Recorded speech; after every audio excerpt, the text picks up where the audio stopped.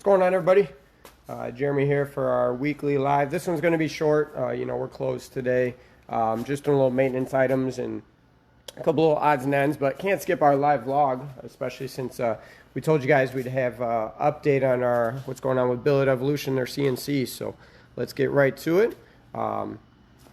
Jump right over. So there she is, the UMC 755 axis. So basically we upgraded and traded in our 3-axis. Now this is going to allow us to essentially fabricate those intake manifolds we're looking to do. We're going to offer them still 3D printed, but also now have them in the billet version. So going to have multiple options in regards to the horsepower capabilities. Out of the gate, we're going to do 1400 horsepower and 1800 horsepower capable. You can exceed those with any given intake manifold. That's just the peak efficiency in regards to power. So if you've never seen a CNC machine before dropped off, everything is in boxes. So we can't install this. We have to wait for HAAS to come out and finish putting all this in, even this massive crate here. So yeah, it's a big adventure to do so. Now what's scary and sad is behind me, we're missing our lathe. They basically said they couldn't find it. So we are in the process and a waiting game of them trying to locate where our lathe is. So we also traded in our previous one and upgraded to a dual spindle lathe, which again just expands the capabilities and efficiency of it. But yeah, that one didn't show up at the same time as the other one. So a little bit of a hold up naturally as things go. We're at the mercy of what we can do based on what we get provided. But good news is this one should be up and running this coming week. Electrician's actually on his way over to get it wired back in, and then hopefully next week HAAS will be here to finish putting all these boxes in and set up, and Joe and I are ready to go. So within 2 weeks we are hoping to have a fully fitted billet intake manifold put onto a car. So which one, we'll see. We'll save it. We do have a tester for NA application and boosted application, so we'll be able to get results right out of the gate for both of them, which is awesome. So CJ back over there, he's doing a little office maintenance for us as we try to finish the construction on the expansion of the office. Come on over here. I know Tulo's been doing some updates for you guys on what we got going on, so naturally just staying busy trying to truck along where we can. So what's up, Peter? Yours is right there, my friend. Almost done with her. Got those headers on, so we're going to be tuning on her next week. So Jeff, you saw yours. You got your picture. So she is in the final resting state before she goes in. So that's very exciting for us. Looking forward to getting that going. Another Durango Hellcat with our 2.5 package True Flex fuel. That one is a built motor and cam in it. I was doing a little bit of work on this beautiful super stock here. Secret behind this one, it's a True Flex fuel, right? A little bit different of a True Flex fuel. So keep your ear out for this one. We just finished installing the Mopar specific, Dodge specific, whatever you want to call it, ethanol content sensor. We got our hands on a few of them. So we are working on implementing the Demon 170 flex fuel into it. So right now that car starts, runs, has our 1.5 package for a super stock / red eye on it. But the calibration and the computer is basically a Demon 170. So the tuning is exactly as is. So we are just finalizing the plumbing of the and routing of the wiring for the 170 sensor. So hopefully with our little tricks we'll be able to get it display on the dash, but we will see if we're able to pull it off. So thanks, guys. 4th was good. It was the first year two of my oldest actually got to see the fireworks. They stayed up pretty late. It was kind of funny seeing a 3-year-old and a 5-year-old stay up until like 10 o'clock. But it was their first time. It was pretty cool to see the reaction. So, but yeah, we're really excited about what that's going to pump out. So things like I said, we talked about billet intake manifolds, valve covers like we have been doing. Our pulleys will be done on the lathe. We're also going to expand to head porting. We are going to expand to just pretty much anything that fits on it. Dress up kits. We're opening the market for Billet Evolution to Ford, GM, Toyota. It doesn't matter. We're basically going to be opening the doors to anybody that needs anything. So we have a list of items that people are looking for. and we aren't slowing down in regards to that. So oh, another PCM showed up to be unlocked. So if you guys remember that big old thing, still here if anybody wants to let me know. That is a 3D printer that didn't work. So just to show you, don't always get what you think you're getting when you pay for something. So like I said, small little update today. I'm gonna head on over, bypass this way, head on to my little seat since CJ kicked me out. Cars for sale. If you want a Charger Hellcat, TRX twin turbo, they're both up for sale. Jumped off Wi-Fi for a second there. Coming back. Oh, now you open the door. Yeah. So, all right. So jumping down, I'm just going to answer some couple questions we had come through. So we'll just kind of go over those. So first one, not really could you should use. I don't have many of those for today, but just a couple good questions in general. What kind of upkeep and maintenance should be done on a 1,000 horsepower car, such as oil changes, turbo cleaning, injectors, so on and so forth? Right out of the gate at a minimum, you want to stick with the general maintenance intervals that you should with oil changes and any type of fluids. The big thing is I do recommend to do oil changes every 2,000 to 3,000 miles. If you race it, you should do it after a race, in my opinion, and just inspect the oil, make sure everything looks good. But beyond that, for a street car, 2,000 to 3,000 miles, especially on E85, because if it makes it past the rings, you don't want to dilute the oil. In regards, to that. Injector cleaning, I normally tell my customers once a year is a good maintenance item for that, especially if corn's involved. Pump gas, if you're not really big, 1,000 horsepower obviously is going to require race gas and or E85. So naturally, those things are, the livelihood of everything. So I do recommend to change, clean your injectors once a year. If you're a heavy racer and go to the racetrack lot, run canned fuel, then yes, I do recommend to do it a little bit more frequently, maybe every 6 months. But we clean all of our injectors on any car that we do any type of big upgrades onto. If a car sits over the winter, doesn't hurt to pull them out and get them clean. So very good to do that. Spark plugs, check them every 6 months, change them once a year. Doesn't hurt. Again, the small little things go a very long way. In regards to any other fluid, coolant, transmission, differential, things like that, I don't think the maintenance item needs to be increased unless, again, all you're doing is racing, right? So that's one of those things where if racing versus streetcar normal manners, don't have to change much. But racing, if you're doing it, it doesn't hurt to do those maintenance items a little more and more. What's going on, guys? So yeah, that's my feedback on that. You hear a lot of once a year from me, 3,000 miles, just shorten the intervals slightly. Not a big fan even on a stock car to go 5,000 miles or 10,000 miles on an oil change. I see what it does in there, and I'm not a fan of it. So still, I would drop those down. But next question, water meth or intercooler cooler? So water meth, what that is for the guys that don't know, water meth injection, essentially we spray water, a combination of water and methanol into the intake system.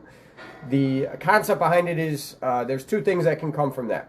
To a burnout, yeah. Two things can come from water meth. One, you bump up octane. Methanol being an alcohol-based fueling, essentially. Octane, nice bump. In regards to the cooling factor, alcohol naturally cools things, and the water actually pulls out more heat. So believe it or not, that the water portion of it is what sucks the heat out of it. So chemical cooling is also how we call it, is pulling heat from inside the engine out, right? It's using the chemicals in there to suck the heat out, kind of like E85 does when it sprays into the intake manifold on the back of the valves and everything like that. So it's inside out cooling, whereas an intercooler, you are cooling from the outside in, meaning you're using a heat exchanger of some sort, an air-to-air intercooler, whatever the case may be, depending on air to water or air to air, and you're using ambient to cool it. So it's the air before it goes in the combustion chamber, you're trying to cool it down as much as possible. So it really, there's kind of pros and cons to both of them. Naturally, when you have 200 plus degree inlet temps, pre-intercooler, whatever the case may be, cooling that as quickly as possible is huge. At the end of the day, what we're trying to do is cool the temperature down as much as we can in regards to the air. Cooler air is more dense, which means more horsepower, but it's also safer. You don't want very, very, very hot temperatures going in and trying to make, 1,000, 1,200, 1,500 horsepower. It's just not the safest, right? So chemical cooling. Chemical cooling, inside out is very nice, and the octane bump doesn't hurt. I'm not a big fan of, tuning for meth, because the system's, if it fails, and your tune can't adjust for it, right? It doesn't know when the meth disappears. So a lot of shops out there will lean on the methanol and run a bunch of extra timing. Well, there's no system in place if that methanol fails for timing to be pulled out. So I have no problems. I've run in a couple of my cars for a little extra cooling. And like I said, you tune it as if it's on pump gas with the high IATs, and then introduce it after. It keeps it nice and safe, and you get a small octane bump, right?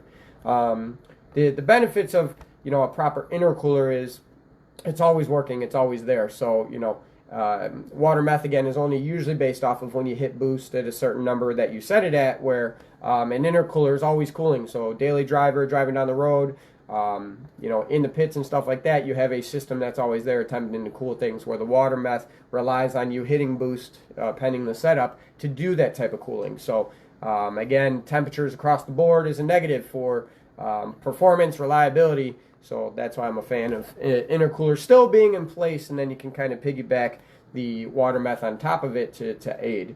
So more is better, right? So you don't want to necessarily rely on, just one or the other. So you can do both, absolutely. So could you, should you?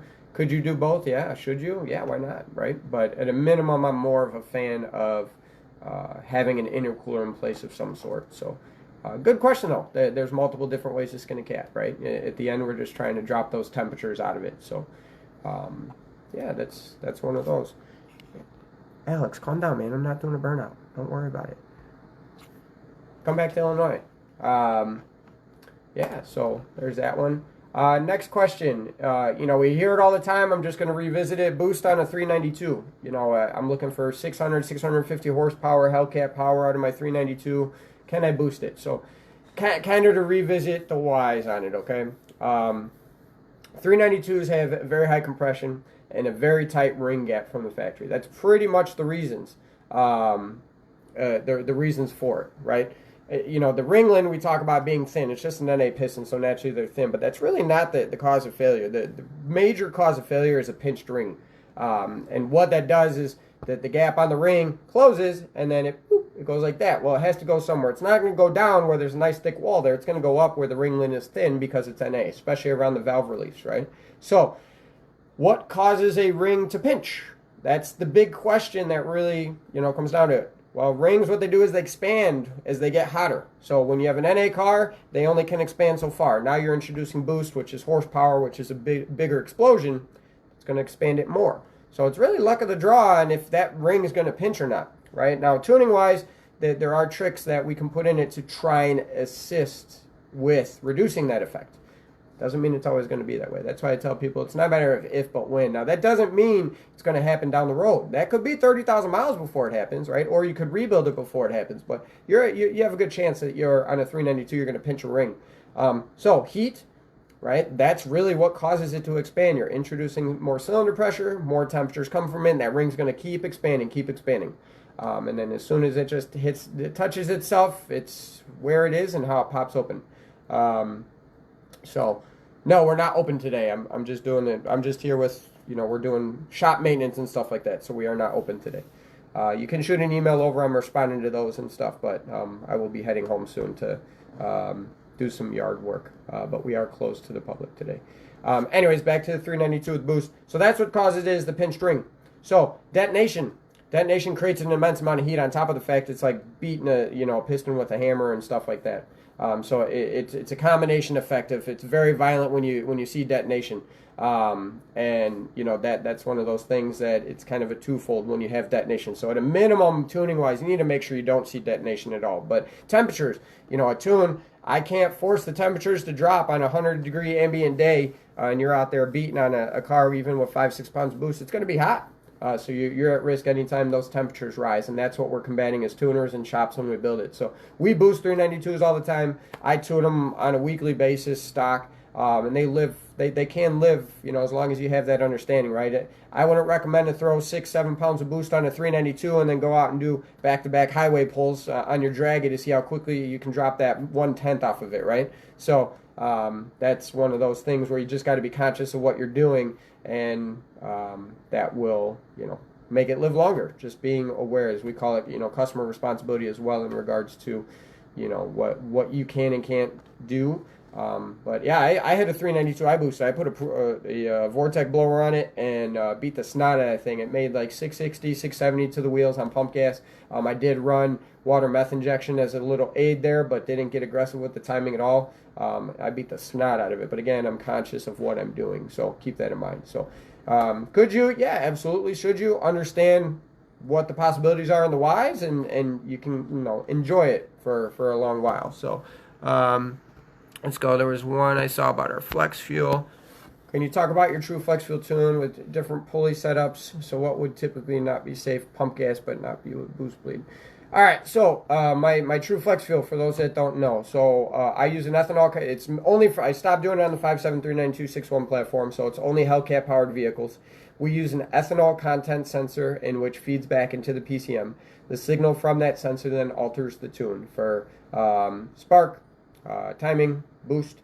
We have boost bleed feature built in for high boosted applications. So in the instance with multiple pulley features, essentially the average target you see, depending on, you know, altitude and the overall build, is about 15 to 16 pounds of boost on majority of applications where we try to keep it on pump gas. So on a combination of which you are pulleyed above that, you know, 18, 19, like our level 2 or level 3 with 21, 23 pounds of boost, you don't want to, you know, put pump gas in it and then see all the boost. So we have a boost bleed feature in place that, you know, will bleed the boost based on how low the ethanol content gets. Now, again, it's not for abuse, it's a safety measure, right? It's kind of like a knock sensor. It's going to pull the timing out of it, but you don't want to keep beating on it with the knock sensor going. Same type of concept. It's a fail-safe to try and reduce the odds of anything failing. So in a combination with that, it's a setting in the tune that is not based off of boost. So if you have multiple pulleys, I generally would supply multiple tunes where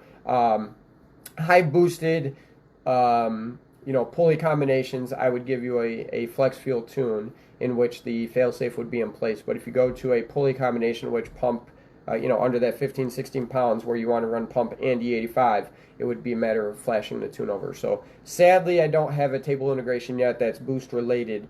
It is just based off of yes or no based on the ethanol content, just based on how the table is set up. So if you have multiple pulleys, I can supply multiple tunes.